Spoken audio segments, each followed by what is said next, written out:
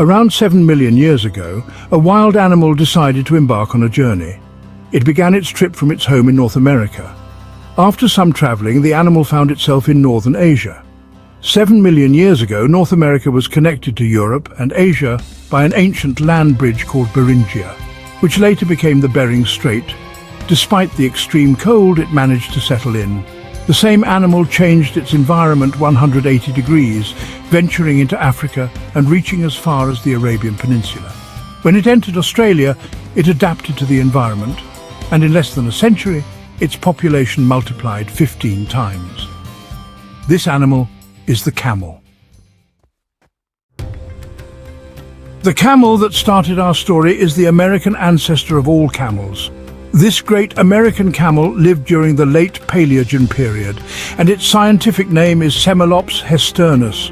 This American ancestor is now extinct, but its descendants survived, appearing in different forms. There are different breeds of camels because they adapted to their environments. The two-humped camel, or Bactrian camel, lives in cold regions like Russia and Central Asia. Meanwhile, the one-humped camel, or the Arabian camel, thrives in hot areas like the Arabian Peninsula and Africa. Both types initially develop two humps as embryos. However, in the Arabian camel, the two humps gradually fuse into one during development, and the camel is born with a single hump. This adaptation is due to the environment. The camel that migrated from America to the cold regions of northern Asia and Europe needed specific features to survive the cold, like the two humps. These humps store fat, working as a two-in-one system. The camel carries them on its back for warmth and as a source of nourishment when needed.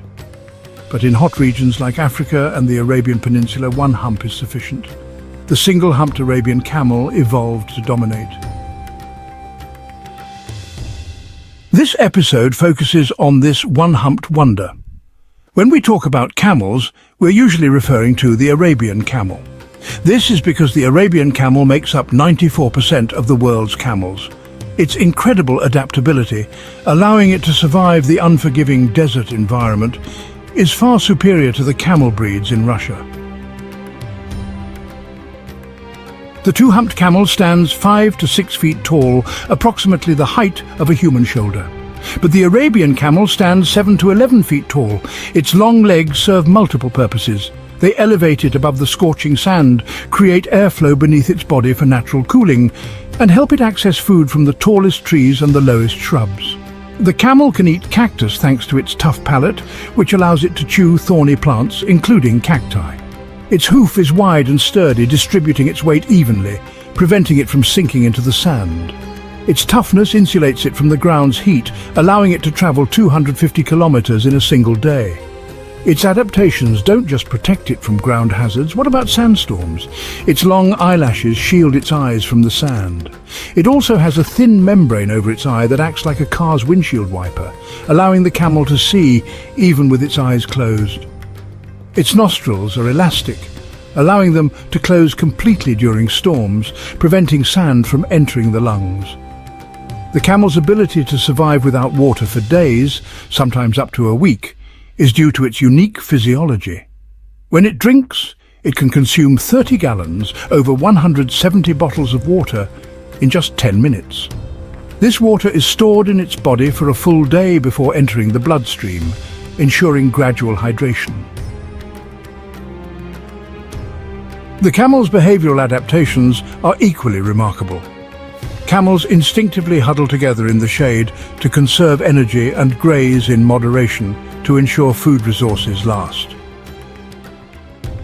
This camel existed as a wild, freelancing creature in nature for ages.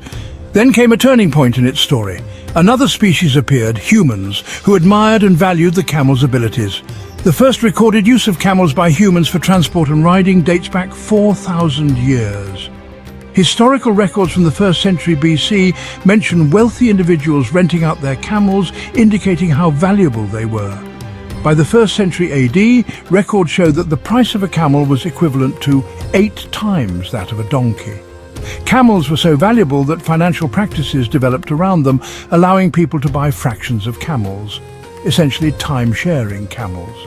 Owning a camel was expensive, and camel tolls were higher than for any other animal. The camel was a luxury commodity among animals, like a sports car among regular brands. In desert environments, however, the camel was not a luxury but a lifeline. For the inhabitants of deserts, those vast seas of sand, the camel wasn't just transport, it was a survival machine. Nomadic Arabs in the Arabian Peninsula relied on camels for milk, meat, wool for clothing, leather for goods, even dung used as fertilizer or fuel. The camel transported entire households, tents, stakes, furniture and belongings. If opportunities for farming arose in the desert, the camel ploughed the land and cleared weeds. And in times of war, the camel became a battle tank, capable of carrying warriors into raids. This all-in-one package of capabilities is unmatched by any other animal. Cows and buffalo provide milk and wool, but they won't fight for you. Horses offer speed and combat, but they don't provide food or milk. The camel, however, is the full package. Thank you for joining us on this incredible journey of the camel. If you enjoyed this video, please subscribe to Sidrium for more fascinating content. See you next time.